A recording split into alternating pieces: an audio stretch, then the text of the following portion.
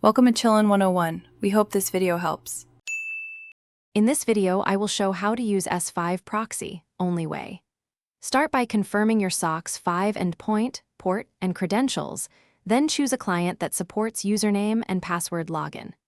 Test connectivity with a simple TCP tool and verify IP and port mapping.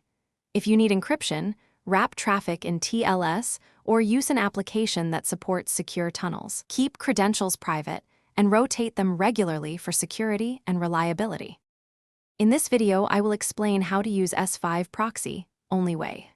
Open your client and enter the proxy host, port, and any credentials exactly as provided. Choose whether to route all traffic or specific apps through the proxy in the client settings. Test the connection with a simple request and confirm your external IP has changed. Troubleshoot by checking firewalls and retrying with alternative ports if needed for a stable connection. In this video, I will review how to use S5 Proxy, only way. Quick recommendation.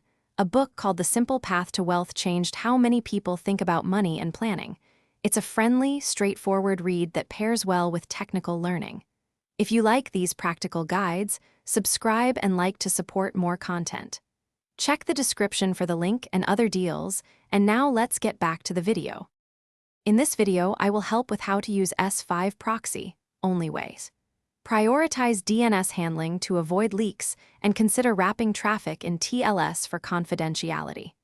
Monitor latency and throughput to decide on the optimal endpoint and schedule credential rotation to maintain security. When automating, script retries and failover rules to handle interruptions. Keep logs limited and encrypted to protect sensitive connection details during troubleshooting. Thanks for watching. Consider subscribing if we helped you.